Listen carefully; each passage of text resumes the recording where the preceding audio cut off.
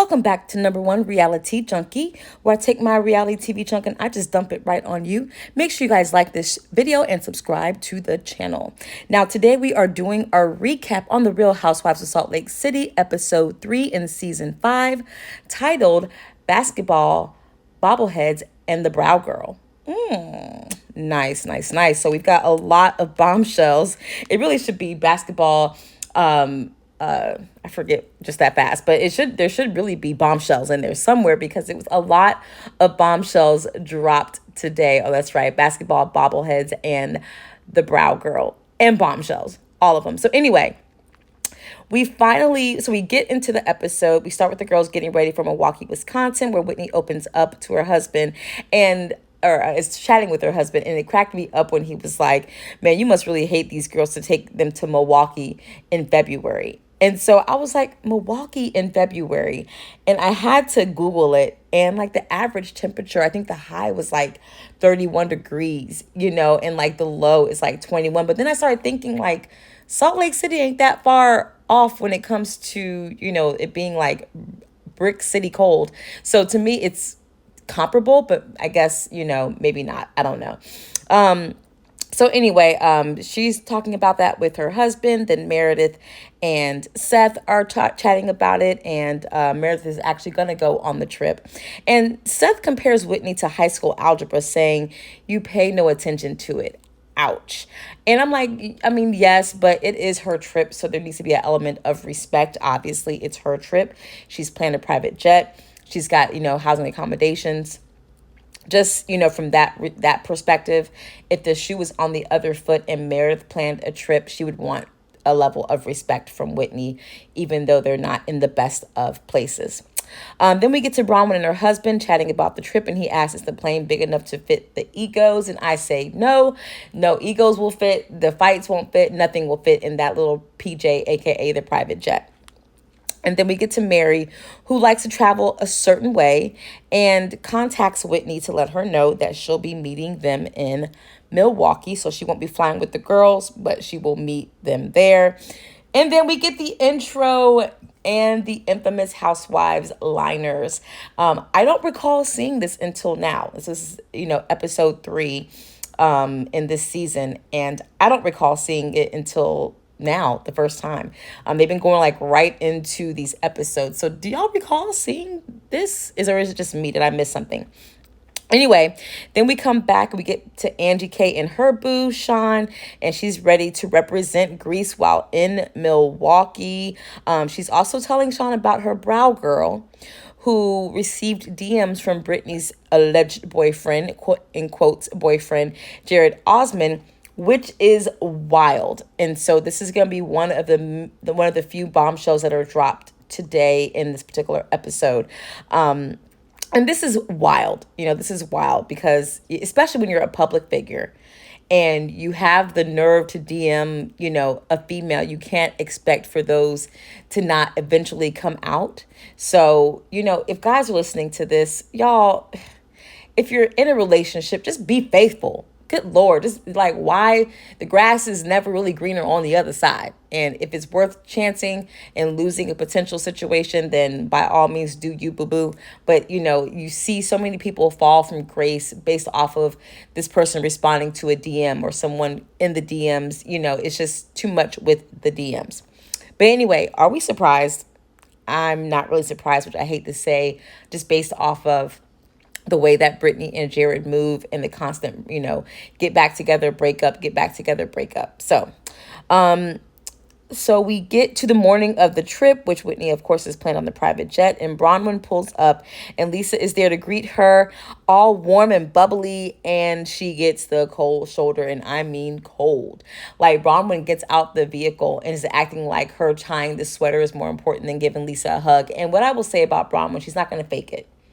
She's like, look, I ain't feeling it. I do wish, somewhere in there she would have been like, hey, we need to talk. I have some feelings about certain things, but we'll talk about it when the time is appropriate. But, Lisa, in my opinion, has no clue. And Lisa sometimes lacks self-awareness. So she, she just felt like whatever. And when she walked off, when she was walking back into the airport, she says, I just want to make sure we didn't run you off, and maybe she could have equated to being like, look, it's early morning. She could be grumpy in the morning. Some people need their coffee before they, a certain amount of cups of coffee before they're even ready to talk to people. So, she could have looked at it from a different perspective. And so Meredith makes the trip, as Whitney talks about how she received a text from Meredith saying, I moved some things around to make the trip. It's always, it cracks me up how Meredith mocks Whitney and then Whitney mocks Meredith. It's funny.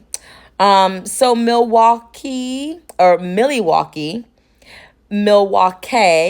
Heather is just like super excited. She was a Wayne's World fan, and there were some references that she brought up. And of course, Wisconsin being known as the Badger State. So we get some little stats about, the state of Wisconsin, and some information about Milwaukee, but it's really through the lens of Wayne's World, party time, excellent, woo, woo, woo, woo. Now, that's an old school reference for my Gen Zers and, on out. I'm millennial, and though I didn't watch Wayne's World, I just remember that part. Anyway, but then it gets a bit morbid because here comes Mary. And Mary's dad is from Milwaukee, which is, which is why she definitely wanted to go on the trip, to connect to Milwaukee since she's got a connection there via her dad. But then claims that her dad lived like a block away from Jeffrey Dahmer.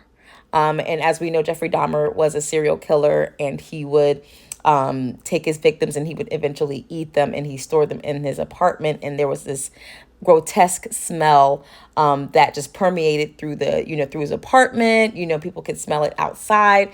And so she claims that her dad would smell something, and like a week later, Jeffrey Dahmer was arrested. Wow. So let's get back to the girls. They get their hotel accommodations, which is a beautiful place. It's like they have a huge kitchen living area, and then the actual rooms, the hotel rooms, kind of surround that. So everyone has their own room. Very nice accommodations for Milwaukee. So I was like, ooh, that's a nice place to stay if I ever go to Milwaukee. Try to get in that place. Maylee. So we finally are getting to know her a little bit. This, of course, is Whitney's friend. We saw her. Whitney brought her to Lisa's Bezos dinner. And so we also know that they went to school together and they've known each other for a while. They're around the same age. And we learned that Maylee has 4 children. She's also married, and her children are young. Her youngest one is 2. So she, I'm sure, is a very busy mom. She probably stays on the go. And so this is like her first time having like a girls trip in a very, very, very long time. So well-deserved, and welcome aboard. We finally get to know something about her, but we're going to hear a bombshell dropped about her a little bit later. So make sure you guys stay tuned in for that. Now, as we're getting to know about Maylee, we hear about Lisa, and Lisa gets emotional talking about her son Jack because he's having some health problems in Colombia. So there's Colombia, which is South Carolina, but Colombia is the country, COLO.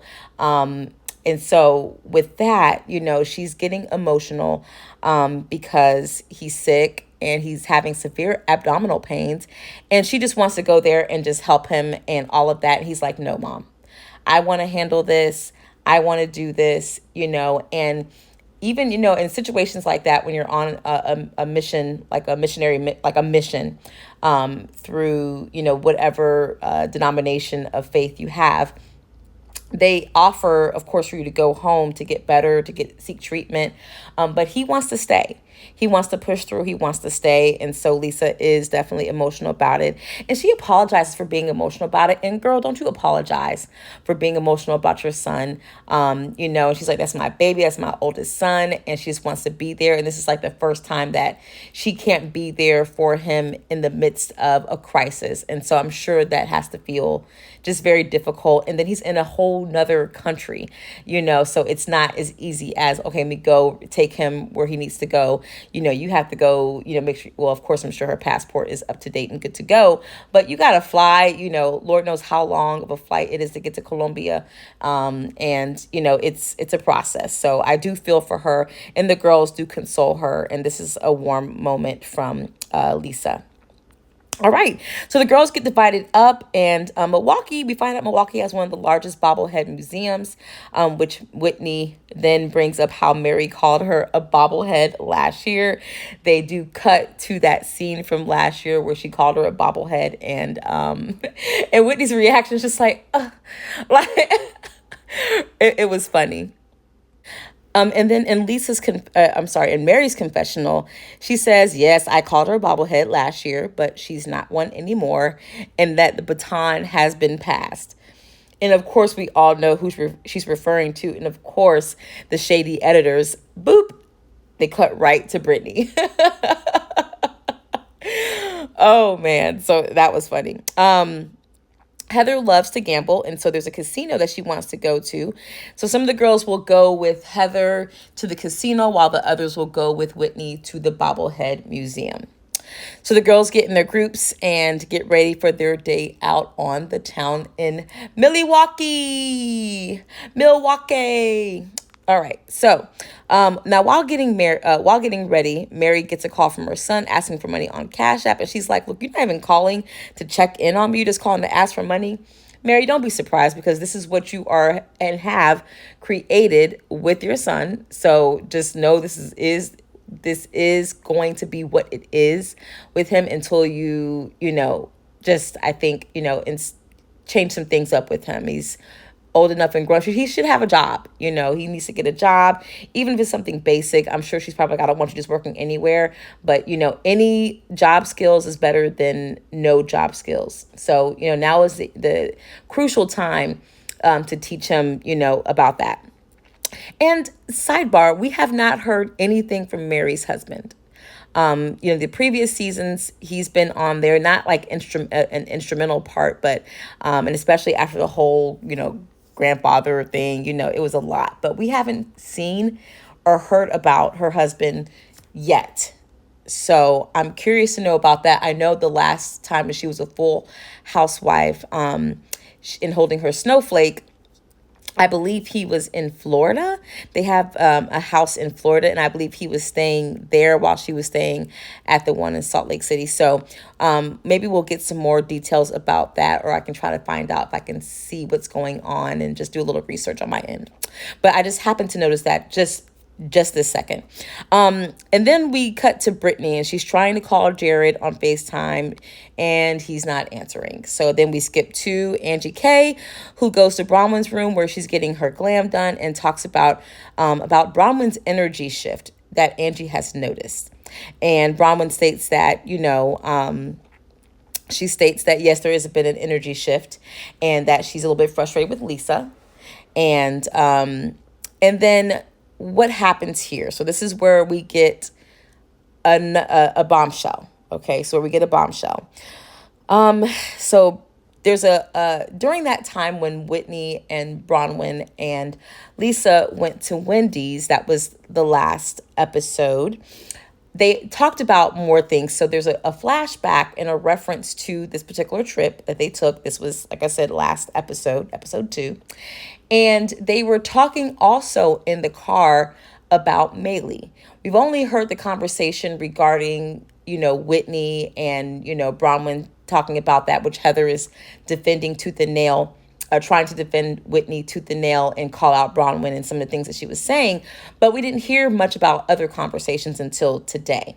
So we hear and we see in the flashback where Lisa says, Wade, I'm not sure who Wade is, but that Wade came by her house and stated that Maylee is about to get blacklisted from Nordstrom's because she returns clothes all the time.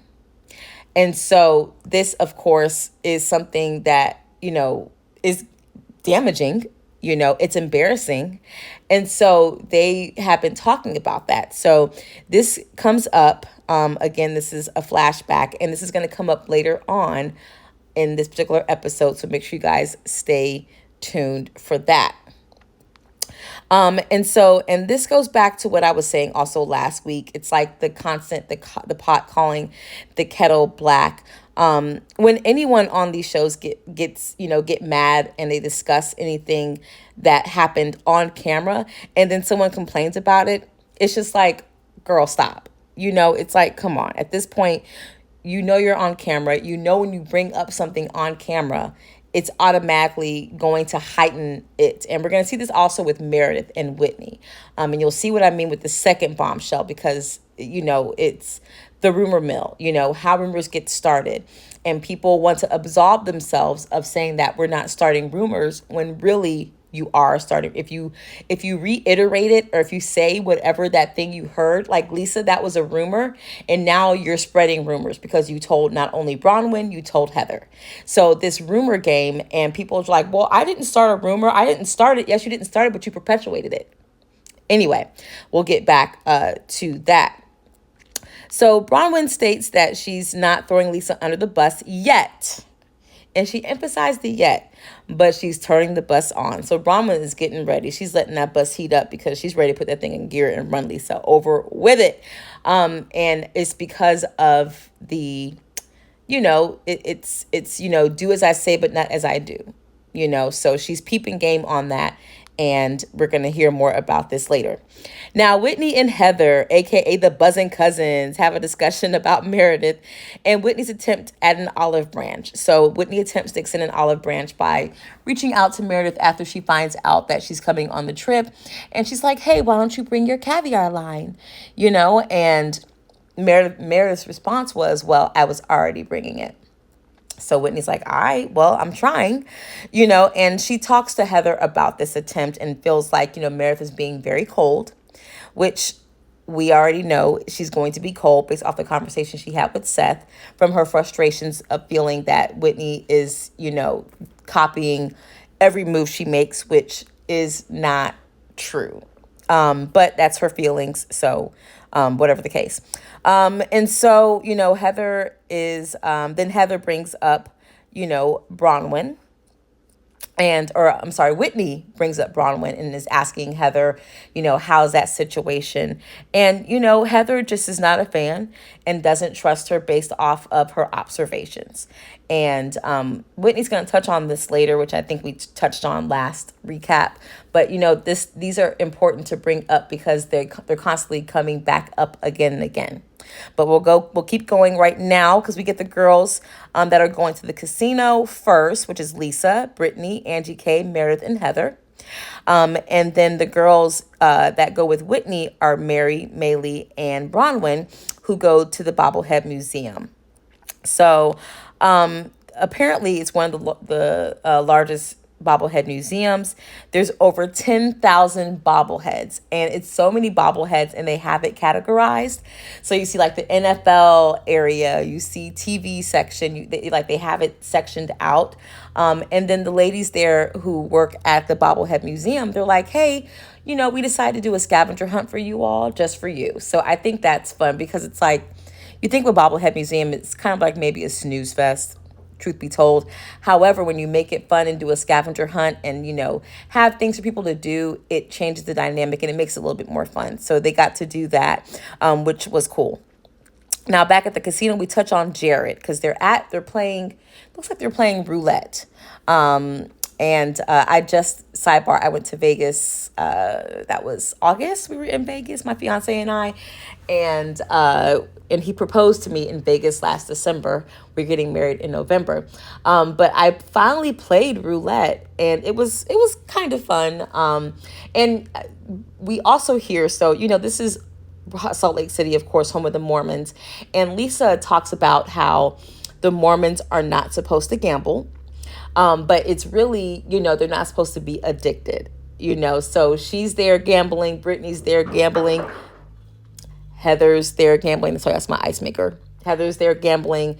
And you have all these, more current and past Mormon girls, and they are having a blast at the roulette table. But, Lisa's defense is like, look, I'm playing, yes, but I'm not addicted to it. So I'm a Mormon 2.0. Anyway, but back to Brittany and Lisa, because Lisa is sitting next to Brittany and Brittany's on her phone and she gets a text from Jared. Now, remember, Jared, she called him, FaceTimed him earlier. He did not answer. So he's responding now. It's like, hey, I didn't, see your call. I don't know how I missed your call. And so he's responding. And so Lisa's like, let me respond.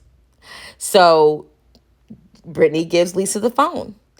And, Lisa's, texts back and it's like, we're having the best time I'm having the best time right now with the girls, and we'll probably be out late, so we can probably chat tomorrow. And no matter the situation, whether I'm in a positive situation or not, you never let your friends respond to your man. Period. Period. There is no way that I'm going to let my friend respond to my man. I'll take your advice. I'll listen.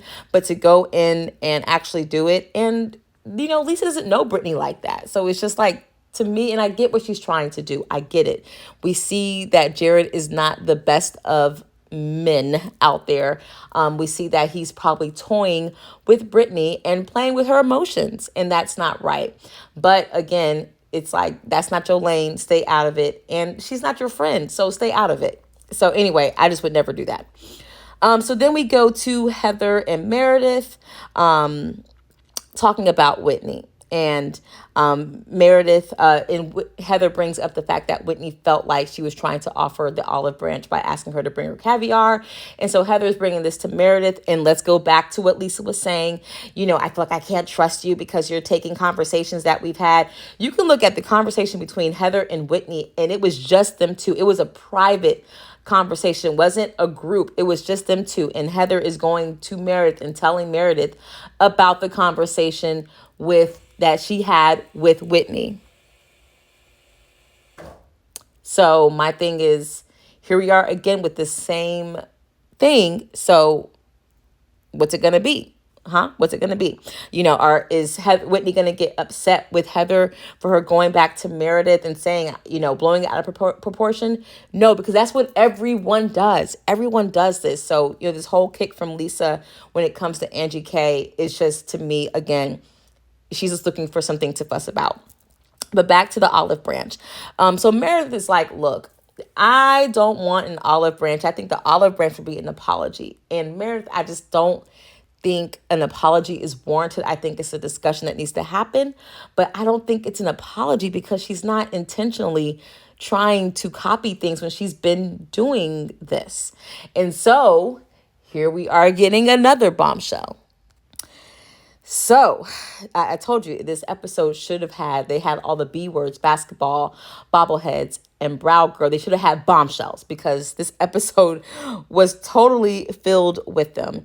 And this bombshell that Meredith drops is about Whitney's business, and she's saying that on social media that people are accusing Whitney of taking and stealing ideas and or stealing from Alibaba and reselling the items for more. Either she's using Alibaba stock images or she's actually taking their stuff and just upselling it. And so, this is difficult because this is Whitney's business. So this could be detrimental to her business. And, and Heather even says that's like a terrible accusation and that it's a kiss of death for retail. And, and Heather called it, she was like, someone is out to get Whitney and this is really damaging. And Meredith doesn't feel like she should be the one to bring this to Whitney and really is pushing Heather to do it because Heather's like, look, you need to tell Whitney what's going on. And she's like, well, I don't think I'm the person to do it. And then in Meredith's confessional, she's like, well, look, I'm telling you, I feel like you can tell her again. And she brings up the spreading of rumors. I'm not spreading the rumor because it's on social media. Obviously, you're spreading it because if it was on socials to the point where people knew, then Heather would know about it. We would all know about it. I have never heard that. This is my first time hearing that. And I told y'all, like, I like Whitney. I follow her on Twitter. And she responded to one of my tweets, so it's like, I have never heard this. So this is the first time that we're hearing this. So yes, Meredith, you are spreading rumors. The rumors. This is the epitome of spreading rumors. Lisa, you were spreading rumors. Like, you guys have to own it. It doesn't matter if you're the source of the rumor. We're not saying you're the source, but you are spreading it. You're spreading it. So, and it's just funny when Meredith like doubles down. It's like, well, I'm not spreading it. It's all on social media. Girl, You are spreading it. So anyway, we cut now to Maylee asking how old Bronwyn is. So the girls are finished with the Bobblehead Museum. They're on their way back and getting, to get ready for the game. And so they're getting to know each other in the vehicle, and they're, on the way back. And this was just funny to me because Maylee is like, asked Bronwyn, well, how old are you? And Bronwyn was like, 38. And Maylee's like, oh, you're young. As if she was surprised that Bronwyn was young, and that can be taken a few different ways, as if maybe Bronwyn doesn't look her age. Maybe she looks a little bit older than what Maylee was thinking. But just her reaction was just like, oh, you're 38. I don't know. It was just funny to me. All right, so we get to the basketball game finally, and we're getting near to the end of this episode. The girls get backstage passes. They get to go in through the back, and they get to go down while they're practicing to the court side, take some photos. So that was a nice little moment for the girls. So that looked like a lot of fun. I've had the opportunity to sit courtside at a Charlotte Hornets game, and it was a good time. It's just different when you're sitting courtside at a basketball game. So I, encourage, it does cost, but just for the experience, just do it one time. It'll be worth it. So here we are. Then they go up to their suite. They have a suite. And so that's where they'll actually watch the game, and there's food and drinks and everything, a little cake in there. It's nice. Nice setup. So here we go. Now this part, I was like, come on, Mary. Come on, Mary. This is really gross. So Mary's talking about how she needs to blow her nose, or she can't breathe, or something along those lines. Angie K's like, well, I'm going to the bathroom. Want me to grab you some tissue? She's like, no, I don't use public restrooms. It's like, okay. No, I don't. I will wait till we get back to the room. And then she says that she uses, and please forgive me I don't even want to talk about this, but because it's on the episode and it's just so outlandish, she uses tampons to help her hold her, her pee, so she doesn't have to go to the bathroom in public. And she specifically uses super. You can't use regular, you can't use, light, you have to use a super tampon to help you not go to the bathroom. And she says she's been doing this for years and that it works. I'm like, Mary, ew, so gross. No, ma'am. No, ma'am. She needs to stop. Okay, so anyway, speaking of stop, here comes Brittany, and she's calling Jared on FaceTime, and Angie K is talking to Bronwyn right behind Brittany, and again, we're talking about the rumors, really, this episode could have been called Rumors because it was so many rumors going on that were being spread, so we have this bombshell that now is getting spread, and she's telling Bronwyn first. So she's talking to Bronwyn, like I said, they're right behind Brittany, and she's talking about how the brow girl, is saying that, Jared, which is Brittany's alleged boyfriend, is DMing her and things like that. And Brittany is like, are y'all talking about me? Like, you're right behind me. You could really just like bring me over instead of like talking loud so I can hear, but then not addressing me, Angie K. So that was very, very messy on Angie K's part. And then Angie K does mention that she doesn't know how to bring this up woman to woman, but I can tell you how you don't do it, which is how you just did it. So don't talk about woman to woman when you're being very messy. Brittany is devastated when she hears Angie K break down that her brow girl has been receiving messages from Jared and, asking for her number and all these things. And she goes off and she cries, and Meredith does consult her.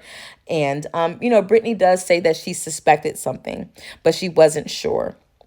And I do agree that she should know about the situation, but just maybe not at the game. Maybe, there's never really a right time, but I don't think the way it was done by Angie K was right. I feel like that wasn't cool.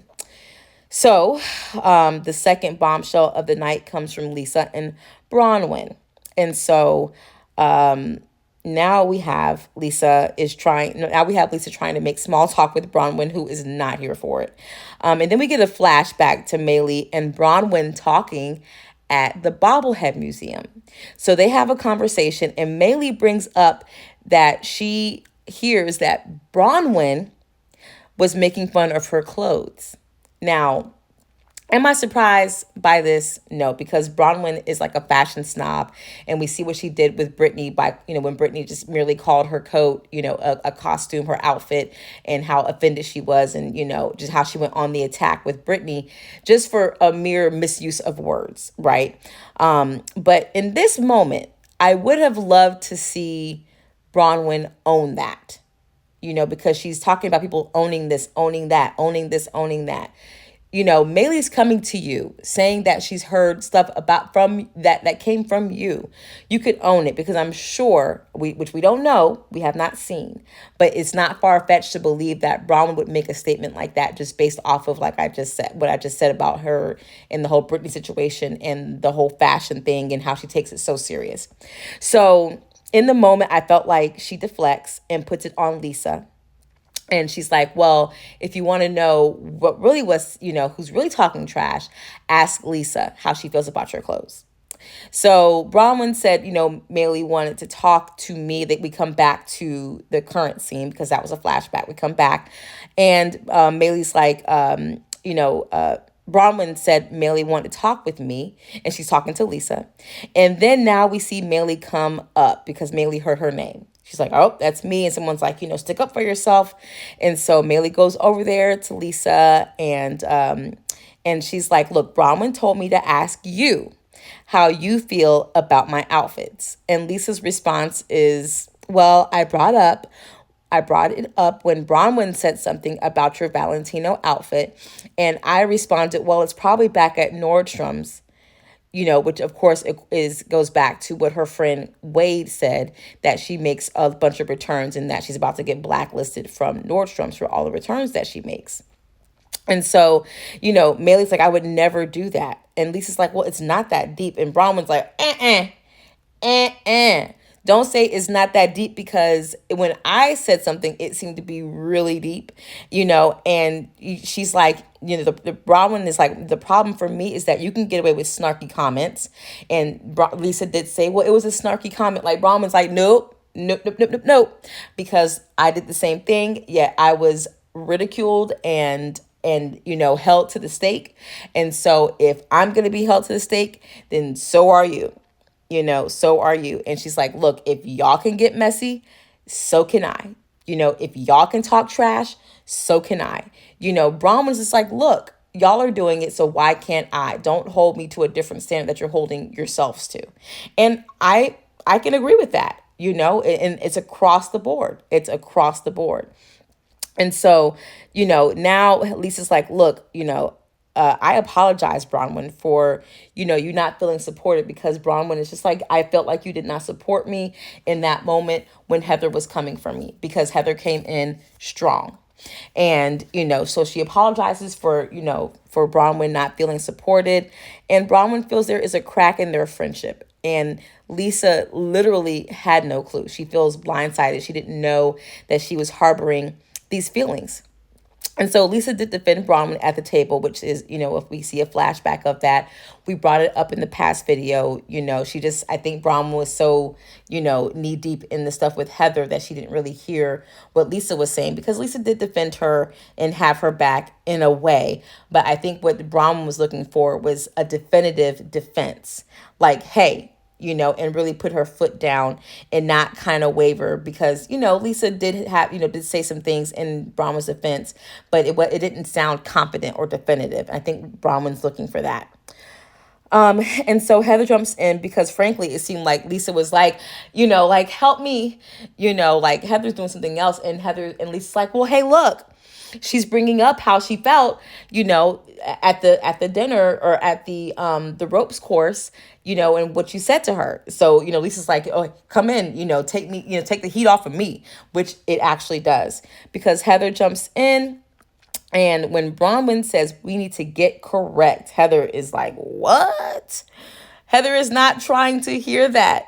Heather is like, we need to get correct. You need to get correct about what you're saying, because how could you possibly think that, after the conversation that we had in the vehicle, what I heard you say about Whitney, and then I go talk to Whitney, and Whitney is like, oh, Bronwyn is so supportive.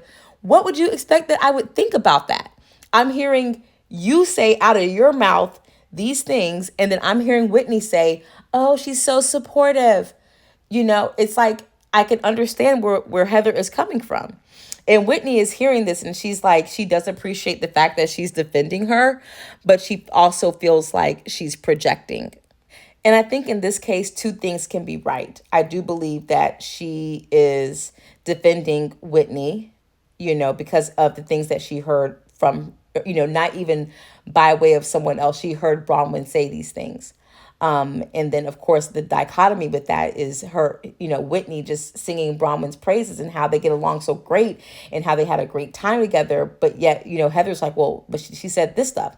She said that stuff. So I get where Heather's coming from.